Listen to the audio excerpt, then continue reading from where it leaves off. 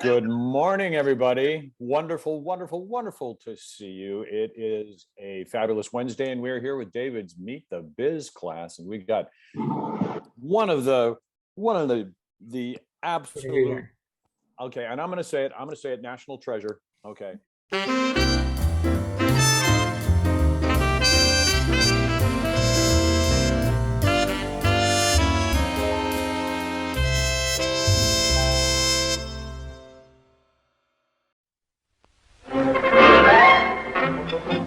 Leave it to Beaver. Starring Barbara Billingsley, Hugh Beaumont,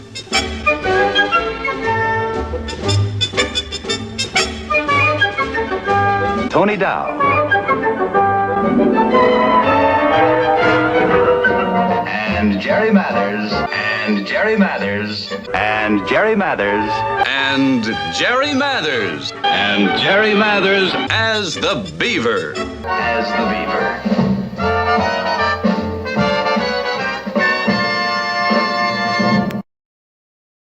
Welcome to Meet the Biz. Oh my God. I didn't know if that was a Joanne Worley voice or what. It just came out that way. Very close. All right. I am, as John said, today we have a TV legend, a television legend. He is one of the most recognized characters in history. And People magazine said he is one of the most well-known individuals in television history. We're very lucky to have him here today. I'm going to bring him on, and then we actually have our wonderful John Pacis will be our co-host today. So it's fun to have a co-host. But as we go on, this man is amazing. He's wonderful. He has an amazing heart. You could see it in his smile and his eyes. He is an American icon. The Beaver himself, Mr. Jerry Mathers. Hello. How you doing today? I am wonderful. How are you? Could be better.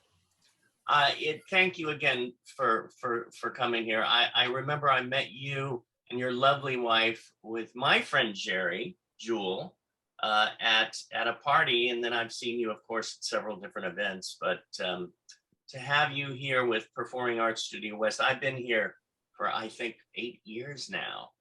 And wow. Yes, it's been such a blessing to work for this amazing extended family. I started Meet the Biz back in 2008, and then we brought that into performing arts, and it's a love and a treasure. And I do want to bring on, right away the man who created Performing Arts Studio West, who you heard before, and he will be joining us as co-host, Mr. John Pacis. Hey, good morning, everybody. Glad to have you with us. And Jerry, so thankful that you're with us today. Thank you so much for taking time out of your schedule to meet with us and chat with us. No problem, John. Yeah. So, gosh, where do we start, David? I'm gonna let you get rolling because you kind of, you got your vibe and how you do these things, but I may jump in at any time and just ask some specific questions and let's just do this. Let's have fun, you guys. That's what this is all about today. I love it. I wanted to start, Jerry. I mean, Leave It to Beaver wasn't your first job. As I recall reading, your first job was a milk commercial? Right. When I was 2 years old, I was doing basically all sorts of different things, but one of them was pet milk. And it would go on as an advertisement on live TV. So I came in there and drank a little milk and said, oh, that's good. And that was it. And so that was the first thing I did. What happened was, though, on live TV, because there really wasn't that much film TV then, they may show movies, but there wasn't the big like they have now. Once a child worked in front of a big audience, because there had a live audience and a crew and did it right, you worked all the time. So then I started working all the time. I was doing another one of those. Alfred Hitchcock was doing a movie that he was about to do, and he saw me doing it and hired me for The Trouble with Harry. I worked with 2 movies with Bob Hope. I just worked all the time.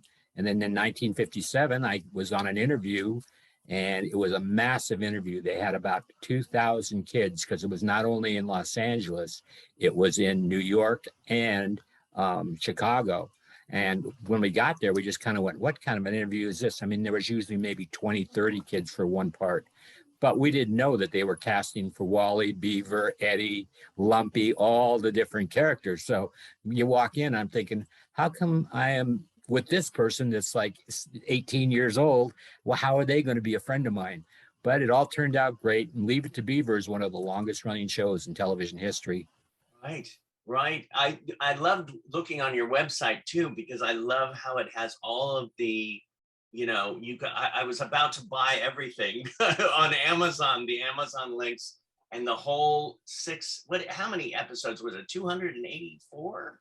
Was it something like that? We did 39 a year for 6 years. And just think about that, you guys, now in context of the way television is done now. You got a television season that is so shortened, but think about pumping out 39 shows per year. And I'm sure you did those on a 1 per week schedule, Jerry. Absolutely, 2 days of rehearsal. One day we just went in and read it. And actually, that was very easy for me for the first couple of years because I couldn't read it. So they have one of the secretaries read my part. And then the next day we'd go in and rehearse everything we could so they could block it and make sure the camera people and the lighting people could set up the lights so they wouldn't have to do it while the actors were there. And the next 3 days we shot it, took the weekend off and came back on Monday. Wow. Well, now were you schooled on set? Did you have an on-set teacher, or were you able to go to regular school at the time? I wouldn't think so, right? No, absolutely not. No, they have special teachers that volunteer basically for it. They're called studio teachers. They can teach up to, I think it's 8 children. So when you have more than that, then they have to get a second teacher. But it's a great education. It's the education of the kings and queens of Europe. I mean, you've got a private teacher that's one of the best in the LA school system. She's not only your teacher, she's also your welfare worker. So she makes sure that if anything is going on, she's always watching you to make sure it's not dangerous. And if there is something that, not right, or she thinks you may be hurt, she'll just walk right across the camera and pull you out. Yeah, there you go. Now, Jerry, let me ask you this. How integrated with, you obviously, you had a home life, you had your mom and dad. I'm not sure if you had siblings or not, but how much interaction did you have with kids your own age outside of the set? Or was that pretty much, your family? Well, it wasn't a family. I mean, I knew I was working there, but they were all the people on the show, like the lighting people, the camera people, everybody. They made sure was a family person. If there was somebody that wasn't, they just didn't hire them. So they all knew kids basically. I mean, and they knew that, you can't make a child work. If all of a sudden they don't want to, there's just, you don't say, I'm going to sue you, because the kid goes, okay. But, it was just, we never had that problem, but, it was just a really fun crew. The makeup man was really good, and he did a lot of the different things when I'd have a black eye or anything, but he was also always building things with me. We built little boats. We built little airplanes. So when I was not going to school on the set, I'd go back to him and he'd say, well, what are we going to do today? And we'd look in this little book he had and we'd build it. Wow. Now, speaking of makeup, and I think, correct me if I'm wrong, but wasn't the very first episode, aside from the pilot, obviously, which had, a few different people in the casting, including, Ward and Wally were played by different actors. But the first episode was the haircut. Was that the very first episode that you guys did? Episode 1, season 1, where Beaver tries to give himself a haircut and he shaves half his hair off, and then Wally tries to fix it and it's an absolute mess, and you had to wear stocking caps, at the dinner table. Well, no. Aha. The very first episode was the alligator episode, where right. Beaver goes to a county fair. He didn't ask his parents. He happened to be walking by and whatever, and went to it. comes home with an alligator. Now, his parents had already told him they weren't, the boys weren't responsible enough to have any kind of animal because we had wanted a dog. And so we hid it in the toilet, in the upper part of the toilet. We put this alligator and started to raise it so we could prove to our parents, Hugh Beaumont and Barbara Billingsley, June and Ward, that we were responsible enough to keep an animal. But it wasn't the easiest thing to work with, even though it's a baby alligator. It was about probably, 12 inches long. I mean, these were not just little bitty things like that. They were like that's a big lizard. That's a big lizard, right? Big lizard with a lot of teeth. Yeah. Did he snap at you? They all snapped at you because they were not happy to be able to, they were not in their regular environment. People were picking them up and throwing them in this water in this toilet, and then they darken it by putting the top on. And so it was actually the first show, I believe, that ever showed on television a bathroom and a toilet, because those were rules in those days. They weren't allowed to be shown.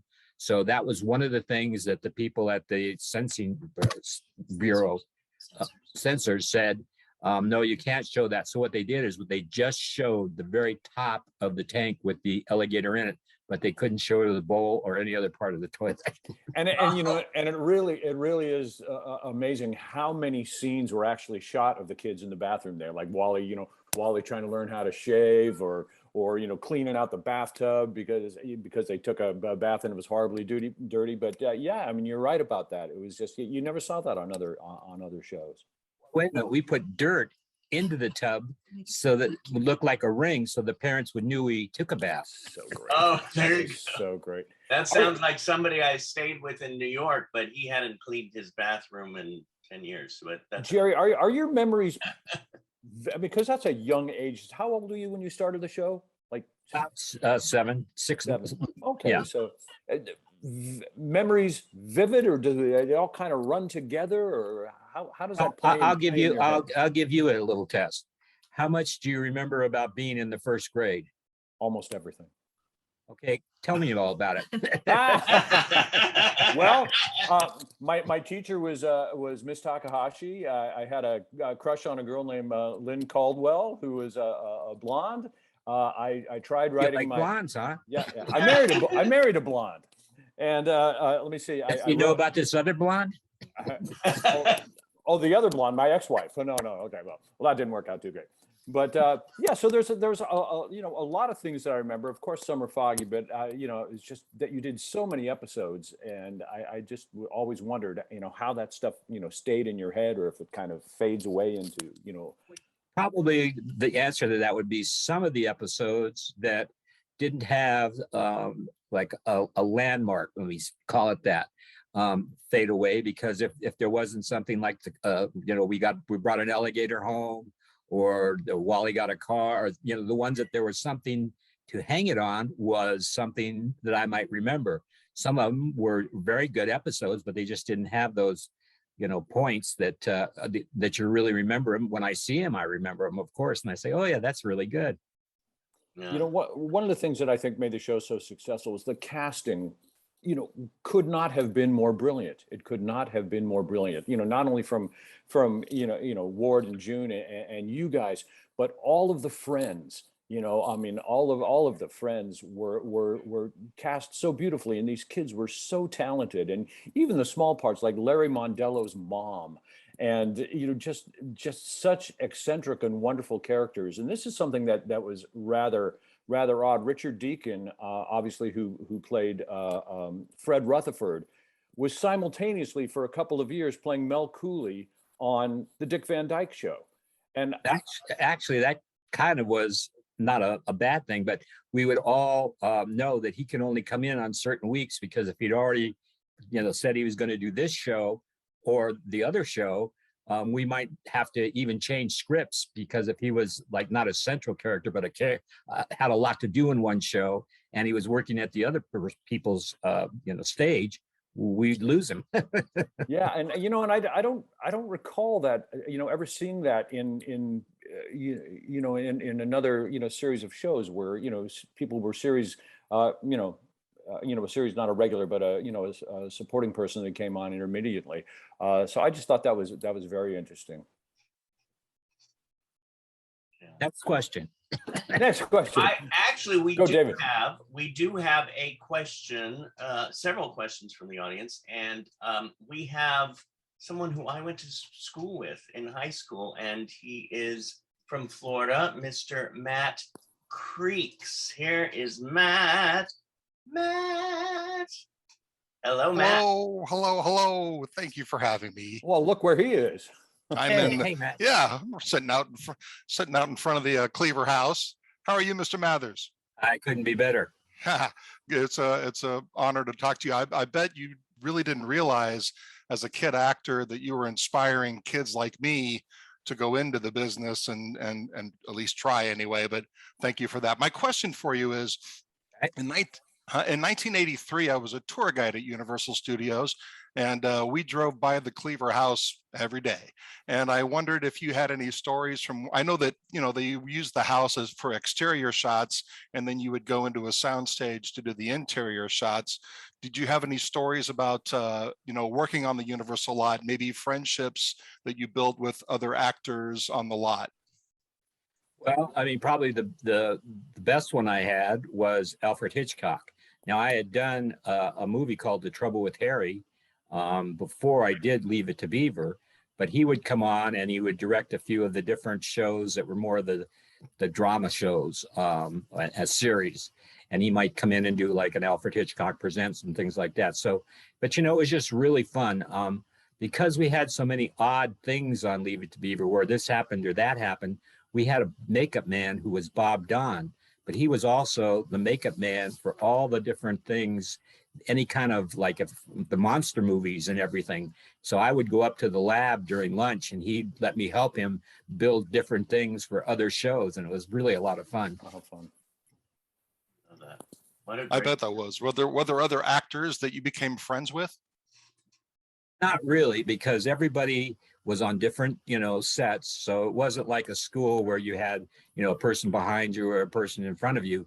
Everybody was on a set. There weren't a whole lot of actors that were child actors on the Universal lot. Most of the people that were doing series were adult shows. Not that they were in any way weird, but they were just shows with only adults in them. Awesome. Well, thank you so much for the time. Thanks, David. Thank you, Matt. Oh, who we have now is Shannon Durex. Shannon is here. Hey. Hi, Shannon. Hey, I do have a question for you. Okay. Do I have an answer? Okay. What is your favorite episode of Leave It to Beaver? What was your favorite episode at school? Every day was really a lot of fun. We had a great cast and crew. So there really wasn't one day. I mean, every year we would go and we'd do 39 shows, and you become not like a family, but you're very bonded to all the people you're working with, because I'd go in there at 8 a.m. and work till 5 p.m. I had to do 3 hours of school in that time. But everybody was very, very happy, and it was just a fun thing to do. Well, some of the standouts for me, Jerry, are obviously the infamous beaver falling into the bowl of soup on the billboard. And for what they'd be glad to hear that, because that was the most expensive show we ever did, because they had to not only do a soup bowl, but they had to build a billboard, because on the back lot of Universal, obviously they don't have billboards. So they had to build a regular billboard and then put the soup bowl on it. So that was the most expensive Leave It to Beaver we ever did. For the next, I think it was it may have been 6 weeks, we couldn't have any people that weren't regulars on the show, that they'd have to pay extra because they had put all their money into the soup bowl and the building of that thing. That is so funny. And guys, if you haven't seen that episode, there's this big billboard, and there's a woman, and she's holding this bowl of soup, and it's three-dimensional. It's not flat, and so there's steam coming out of the bowl of soup.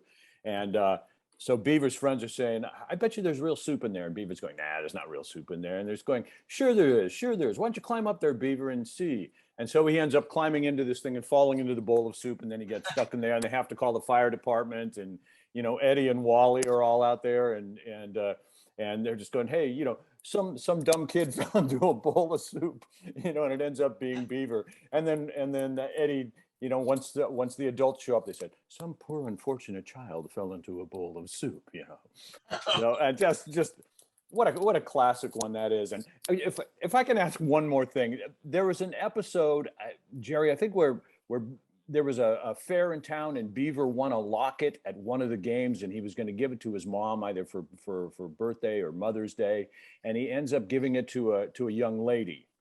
And the reaction that Wally had when Beaver told him that he gave it to a girl, and I know I'm paraphrasing here, but I think the line was something like, Beaver, you gave a girl a locket. He goes, you can't go walking around like you're Frank Sinatra, giving girls gifts. And, that was part of the charm of the show, you guys, was the slang that these guys used on a regular basis. And I remember one of my family's very best friends, another cat around my age, he had nephews, and he wanted to get his nephews to enjoy the show and get into the show. And they said, kids don't talk like that. Kids never talk like that. And he said, oh, no. Back then, he goes, kids talked exactly like that. And I think part of the charm of that, and you can attest to this, obviously, Jerry, is that, Joe Connolly and Bob Mosher, they had kids, and they based a lot of these situations on their experiences with their children. Am I remembering that correctly? Absolutely. In fact, between the two of them, they had 8 kids. So they had a lot of, things that their kids would come home and either did or wanted to say, what happened to my friend so-and-so, and he got a detention or whatever. And it'd be very odd, but 4 or 5 shows later, that was something the Beaver was doing. That's so funny. That is so So funny. they were all from real life. And isn't that great? I think I read somewhere too where, they never wanted this show to be about belly laughs. It was more about, oh yeah, chuckling. And I think this might have been something that Tony Dow had said it in an interview one time. He said, if the jokes were ever too big, they would sometimes cut them out because they didn't want that kind of humor. Absolutely. They wanted it to be a show about the kids, but they didn't want things that, were typical setup jokes where it's set up, joke. They wanted the show to flow in a manner where you watched it, you knew every week almost Beaver was going to get in trouble. Wally very seldom got in trouble. And it was a show that kids could watch, but also adults. And they'd say, oh yeah, I know that because my kid just did that. Was it more challenging as you guys started to get a little bit older to come up with those, for the writers to come up with those situations that were kid-like and charming? Because, I think Beaver made it to the 8th grade, right? By the end of the season, and Wally was graduating from high school and going off to college.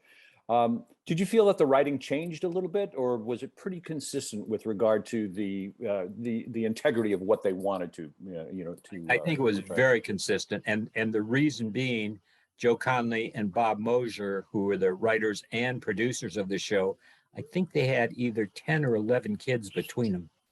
So they had a lot of people to draw from. And a lot of the things that happened on the show now, they were very, they were changed, but were things that their kids actually did at home. And they said, oh yeah, and the next, 3 weeks later, Beaver would be doing it. That's so funny. All right, I'm gonna let you guys, get some other questions in here. I'm sure I'll probably end up sticking my face in here again. Oh, I hope so, John. You're.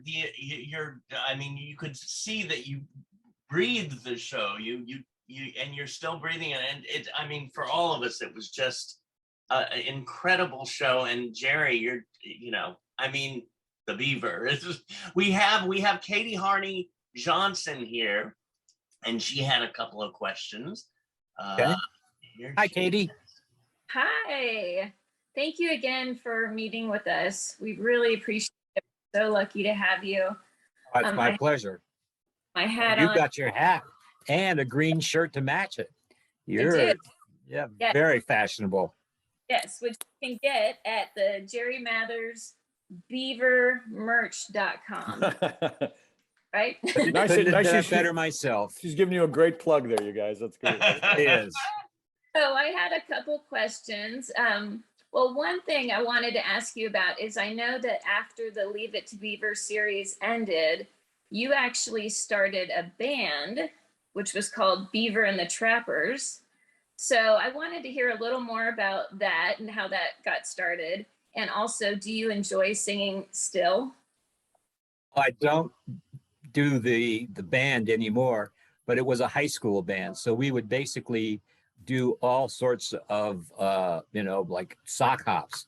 So I had two friends, actually three friends. One was a drummer, and the other one was the other two were guitar players. And so we'd go around to all the schools and play sock hops and proms and things like that. So it was a lot of fun. I don't know how good we really were, but we thought we were great. That's great. Also, I know that you are really close with your TV brother, Tony Dow, who played Wally. I know he was recently diagnosed with cancer again. He's been in my thoughts. And I was just wondering, why do you think it is that the two of you have been able to remain close for so long? Well, we were good friends on the set. He wasn't that much, older than me. When there was the pretty girls that he always got to take out on the show, and I didn't. He would always, I wouldn't bother him as much.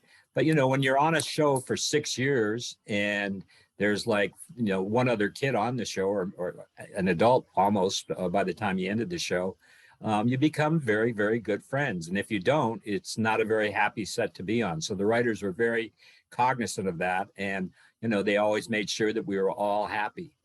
That's nice. Yeah. One more question. One more answer then.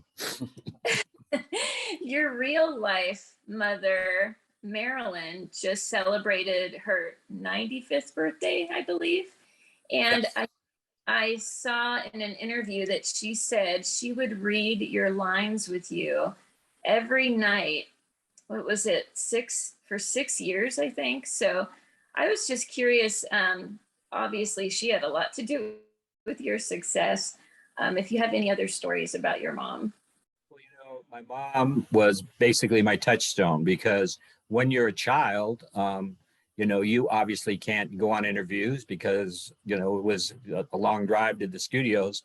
It all started because my mom was at a department store looking for clothes for me, and a lady walked up to her. I was 2 years old at the time, and she said, "Is this your little boy?" And my mom went, "Okay, whatever he broke, whatever he did, we'll pay for it." And the lady said, "No, but I noticed that he fits our clothes almost perfectly. We have a fashion show. I think it was every Friday, or may have been, I don't even remember that, but maybe over a weekend.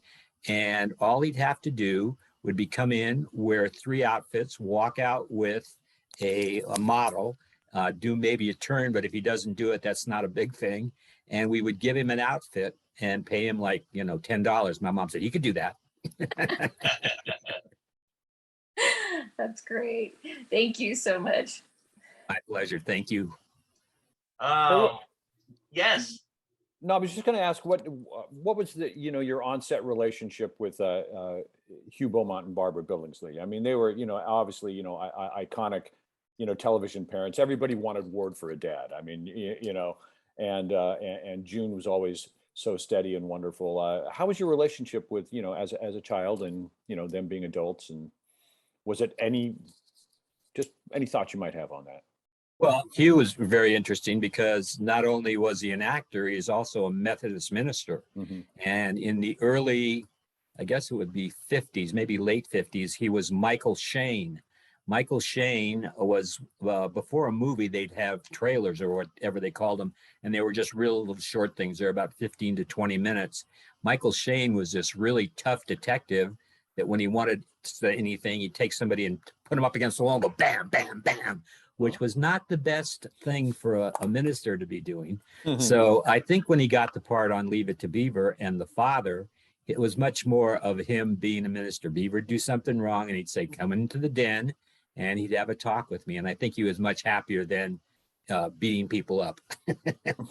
It's funny how Beaver and Wally, whenever they thought that they were to get in trouble, there was always this threat of, I hope dad doesn't start hitting us, or, you're going to get clobbered now, that kind of a thing.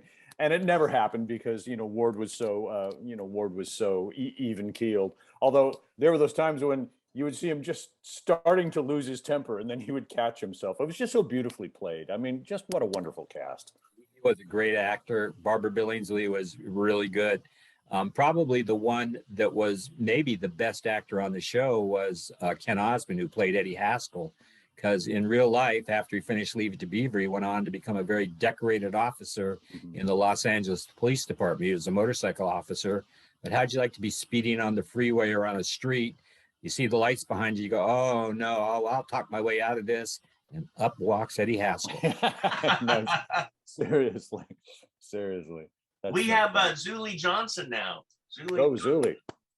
Hi, Julie. How are you? It's so honored to meet you. Pleasure to talk with you. Oh, thank you. And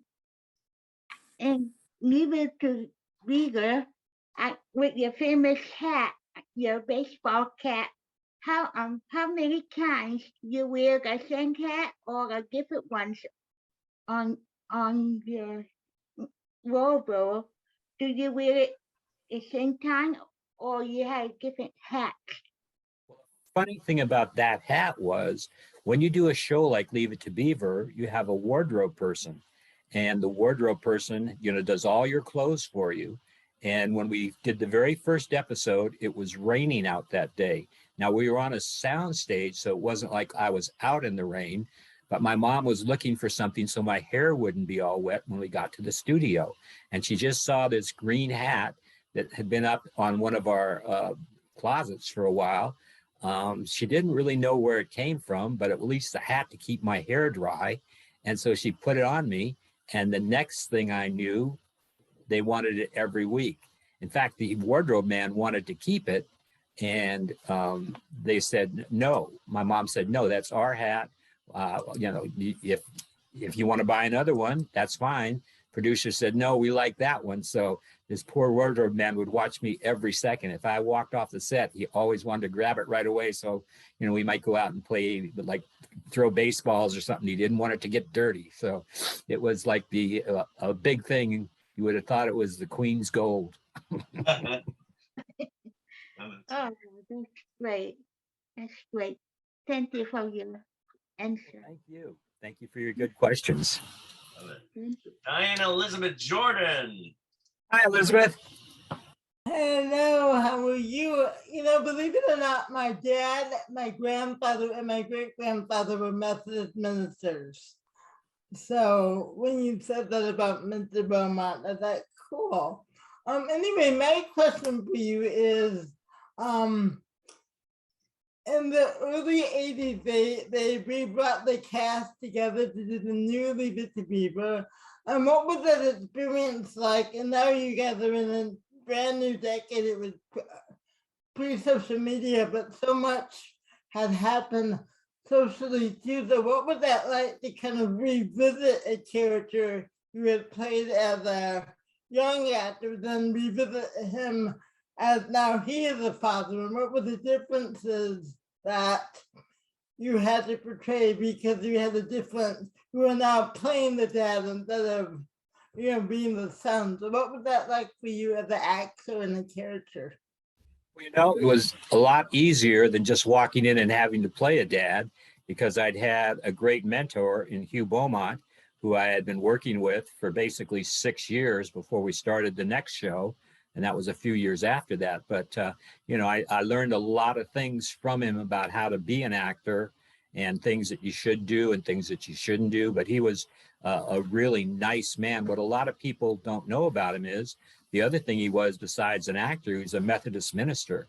So he was just a really very religious and nice person. Thank you. My pleasure. Thank you for your question. Jerry, I also know that you were on Broadway, and your Broadway debut of Wilbur Turnblad in Hairspray. Absolutely. What was your joy about performing in Hairspray? Well, I think as an actor, I've done just about everything you can do. I had my own radio show for several years here in Los Angeles. I've been in movies with some of the top people, Bob Hope, Eva Marie Saint. I mean, I could go on and on. I've done Leave It to Beaver, which I believe, and some people have told me this, so I don't know if it's true or not, is the longest running show in television history because it's never been off the air since 1957. So, that's 65 years. How many other shows do you know that have been on every day, not only in this country, but all over the world? So 65 years is a long time to do a show, but I'm very, very proud that it's standing up so well. Yeah, it's going through generations. Absolutely. And, a lot of people say that. As a kid, I watched it, and I want my kids to watch it because I know some of the other stuff that's on, I don't want them to watch. I know, right? And I still think it's relevant today because kids are kids, and even though we're talking such a different era, post World War II, Eisenhower era, going into the early Kennedy years, but the charm and the relationships between the kids on the show and the adults, it's classic. That kind of those kind of relationships just live on. So it's something that if you guys haven't seen it, you should really seek it out because it's brilliantly written. The writing is wonderful. The acting is wonderful. The situations were all just so charming and funny. Yeah. They seem to take care of you too. They seem to really protect you from the craziness that a child star could possibly go through. I had a really good family for being a child star because my dad ended up as a superintendent of LA City Schools. But when I was doing Leave It to Beaver, he was a vice principal and then a principal for most of the time. So he was used to dealing with kids. Some of them were not the best kids, but he could, he knew when you did something, if it was, a lot of kids have done that, but you're not supposed to do it again, or something that was way over that. So, it was really a good relationship. We have Donna Russo visiting today, the wonderful Donna Russo. There's Donna. Yeah. Hi, Donna. Hey, Hi, how are you? Very well, thank you. How are you doing today? Good. I met you actually a while back through an event at the Academy with Conrad Bachman. But anyway, I just wanted to say that I really enjoy watching the classic television and Leave It to Beaver because in these challenging times, it takes me away and I get to, I say to myself, oh, I wonder what's going on in the Cleaver household, and I get to it'll definitely not be the same things that are going on in the world today. No. So it takes me away and it takes me into a household and it's a delight. And, I do watch other episodes on HBO and Netflix and all that, but it's refreshing. And I just want you to know that you are presenting that freshness to everybody that watches the show in this day and age. And it's very relevant and very poignant. So I thank you.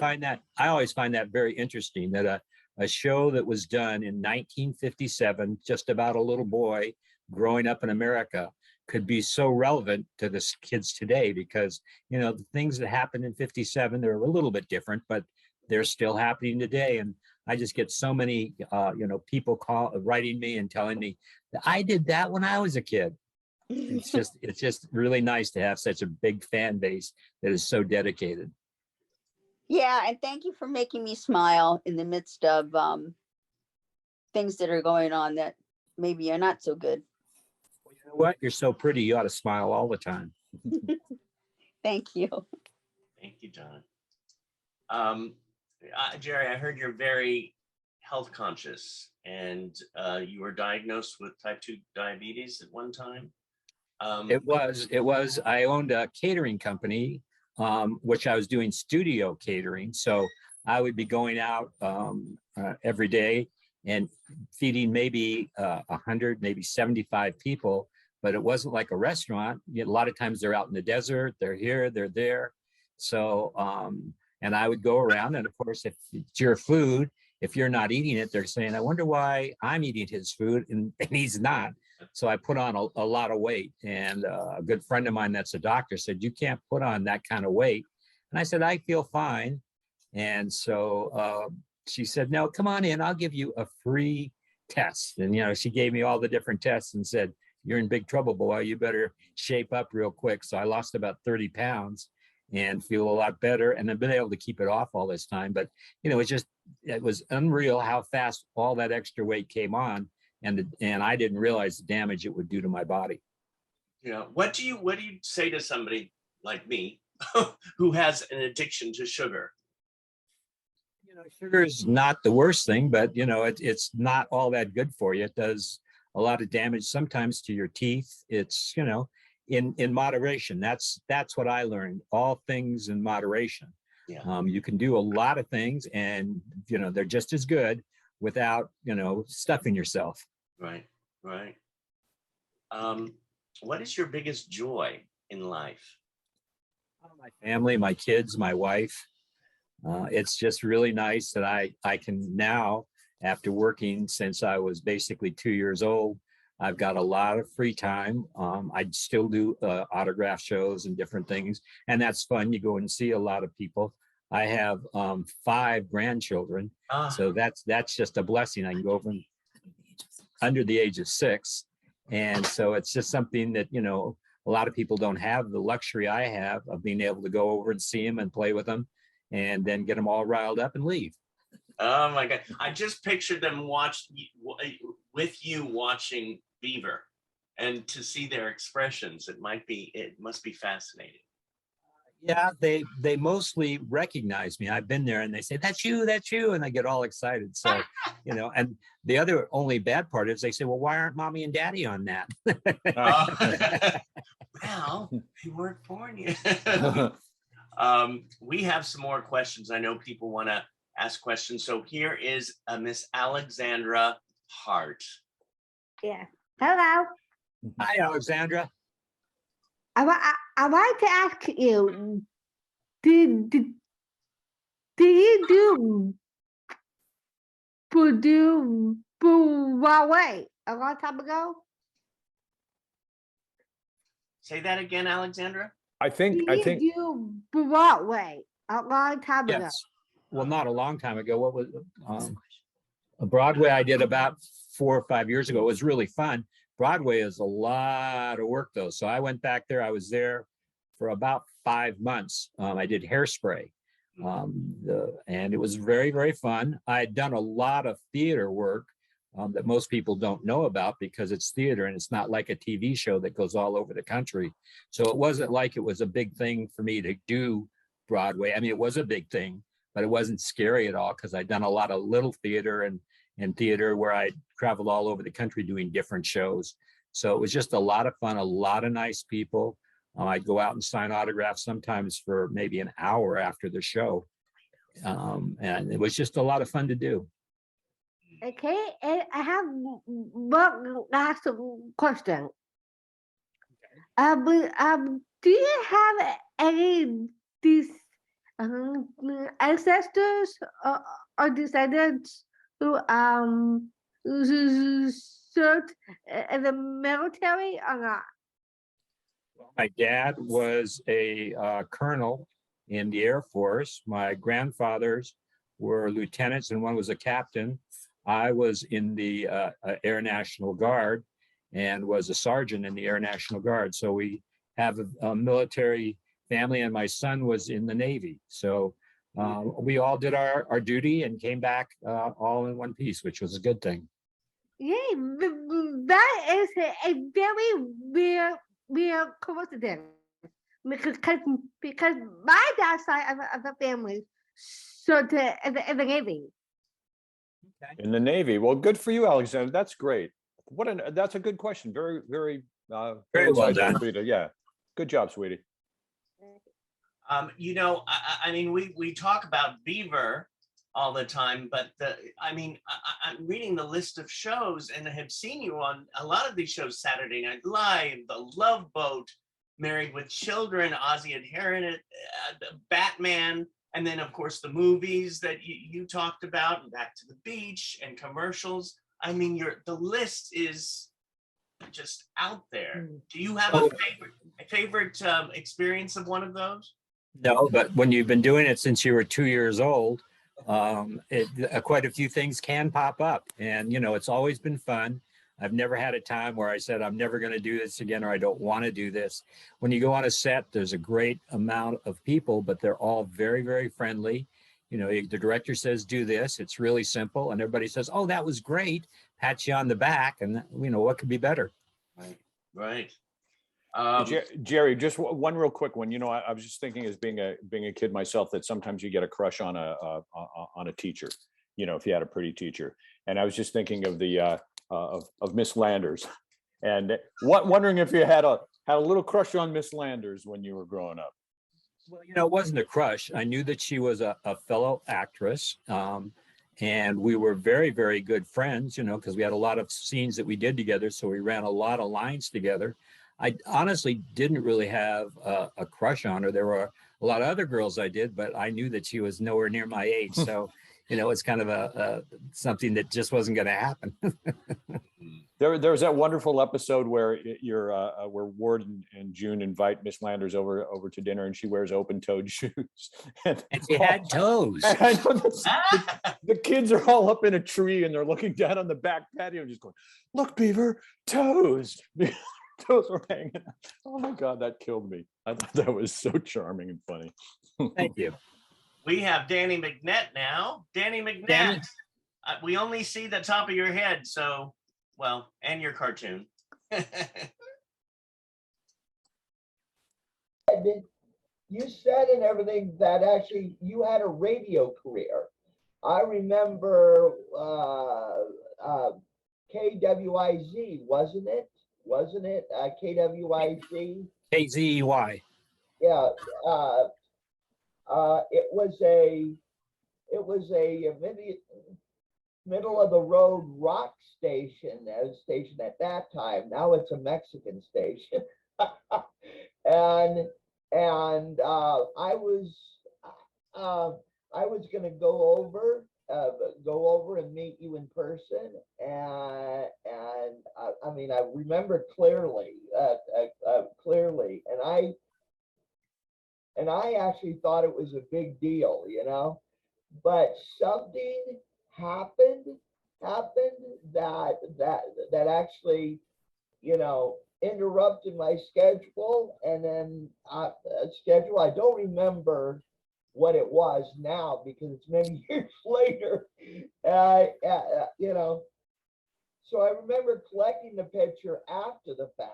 I never got to see you or anything like that, and everything. I actually do not have the picture today. Today and everything. Maybe you can send me one. Well, you know what, Danny? You got a picture right now on Zoom with him. Really? Yes. Okay. Everyone's going to know that you met him. There you go. Even better, both of us. Yes. Thank you, Danny. That was great. We have Mark Pulver. Mark Pulver is here. Yes. David, can you hear me loud and clear? Am I unmuted? We can hear You're you. unmuted, loud and clear. I can hear you too, so be careful. Okay. Jerry Mathers, I still feel like I'm in a lucid dream because I always wanted to somehow meet you. I'm from Miami, Florida, and you actually came there at a convention like sometime in the 80s, and I came out there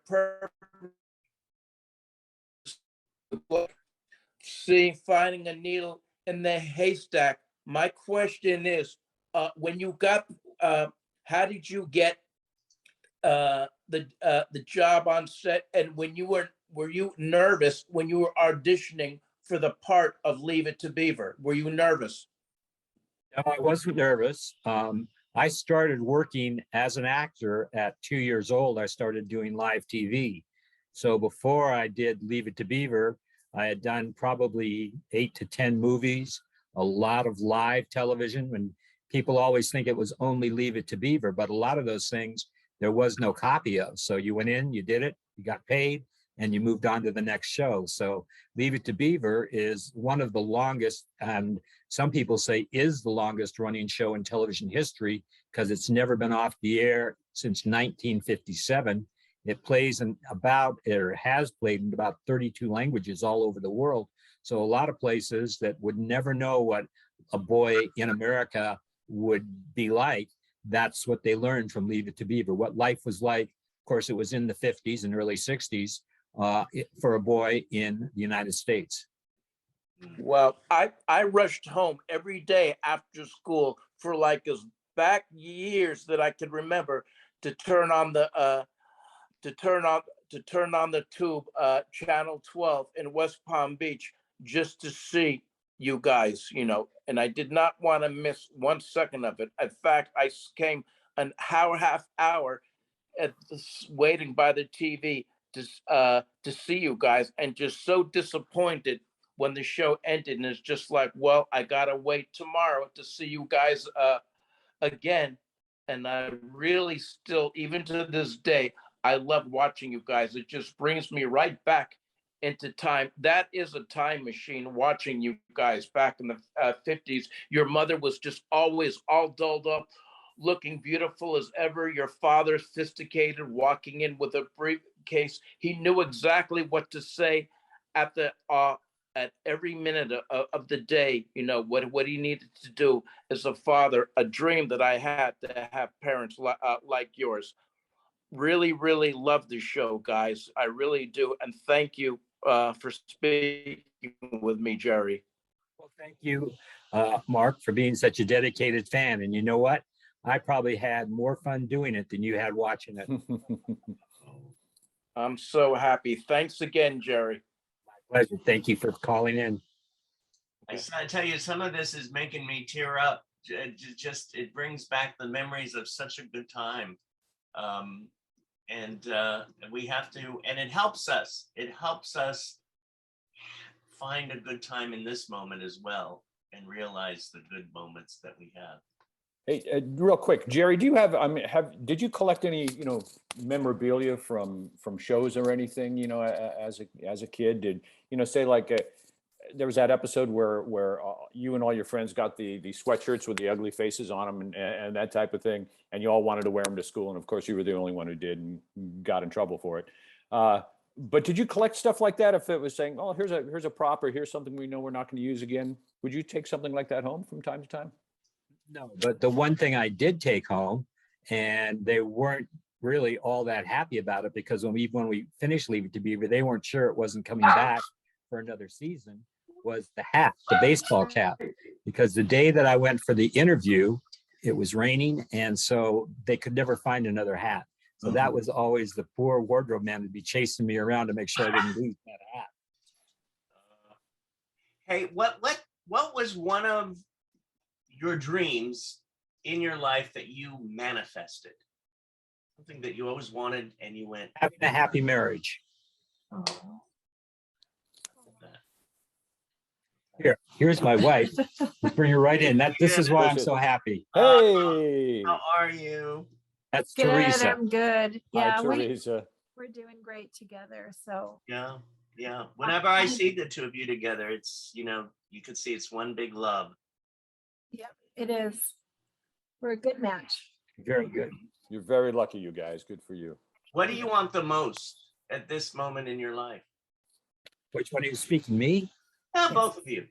Well, for me, I'm very happy. So if life were to just continue on the same track, I will be a very happy man. Yep. How about you, Teresa? Oh, really the same.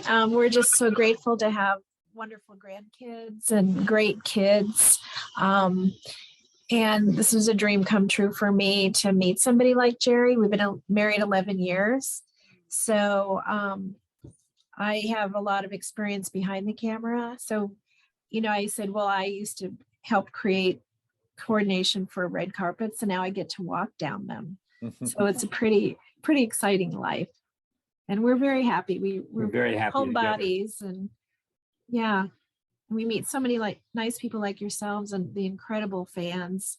I do all his social media, and the outpouring like you guys of the love and the respect for the show and the devotion is just really unbelievable. And it's really, it's so heartwarming, and it really has made a difference in so many people's lives. So that's a wonderful thing for you to be able to know that and live that.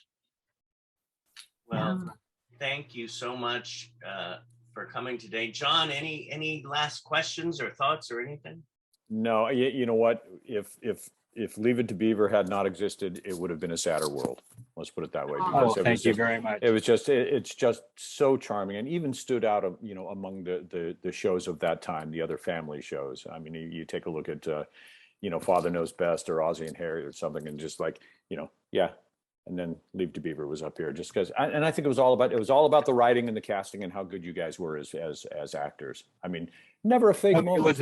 It was the perfect kind of meshing, because the two writers between them, Joe Conley and Bob Mosier, had 8 kids.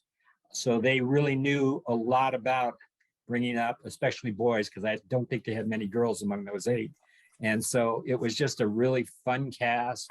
They made sure that not only all the people like Barbara and Hugh had family, but all the people on our set, the makeup man, the crew, all were people that had families. So when we had kids on the set, we didn't drive them that crazy. Right. Oh, beautiful. Thank you, Jerry, so much. And Teresa, wonderful to meet you. Just absolutely the best to have you guys with us today. So thank you again. Very much. It was a Thank pleasure you. talking with you. What's your name? Theodore, but my friends call me Beaver. Well, may I call you Beaver? I'd like you to be my friend. Okay.